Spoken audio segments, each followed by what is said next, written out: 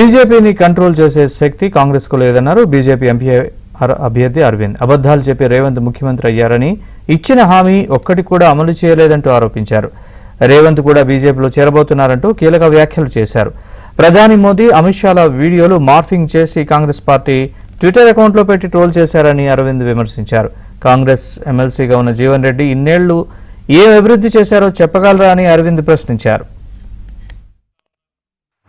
అబద్ధాలు చెప్పి కాంగ్రెస్ పార్టీ చాలా వెనుకబడినది. దేశంలో వెనుకబడినది, రాష్ట్రంలో వెనుకబడినది. రాష్ట్రంలో అబద్ధాలు చెప్పి ప్రభుత్వాలకు వచ్చింది. చిన్న మెజారిటీ ఉన్నది, ఎక్కువ తక్కువ మెజారిటీ లేదు, చాలా తక్కువ ఉన్నది మెజారిటీ. దానికి ముఖ్యమంత్రి గారికి అభద్రతా భావం ఎక్కువైపోయింది. అబద్ధాలు చెప్తా ఉన్నారు. అబద్ధాలు చెప్పి రాష్ట్రంలో ప్రభుత్వంలోకి వచ్చింది.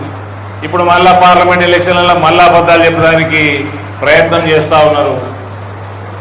ఇక్కడ రేవంత్ రెడ్డి 2 రోజుల నుంచి చూస్తున్నా, అమిత్ షా గారి మీద మోడీ గారి వీడియోలు, అమిత్ షా గారి వీడియోలు మార్పు చేసి ఫ్యాబ్రికేట్ చేసి వాళ్ళ నాయకులందరూ తెలంగాణ కాంగ్రెస్ పార్టీ కూడా హ్యాండిల్లో పెట్టింది. కాంగ్రెస్ కూడా ఎక్కడ కూడా బీజేపీని కంట్రోల్ చేయలేడు. ఎడయేతుడు దేశం కాంగ్రెస్ మొత్తం ఖాళీ అవుతున్నది. ఈడ కూడా రేవంత్ కూడా కాంగ్రెస్ ఖాళీ చేసి బీజేపీలోకి వస్తాడు. సో ఇండైరెక్ట్ గా రేవంత్ కూడా బీజేపీకే మద్దతు పలుకుతా ఉంటాడు.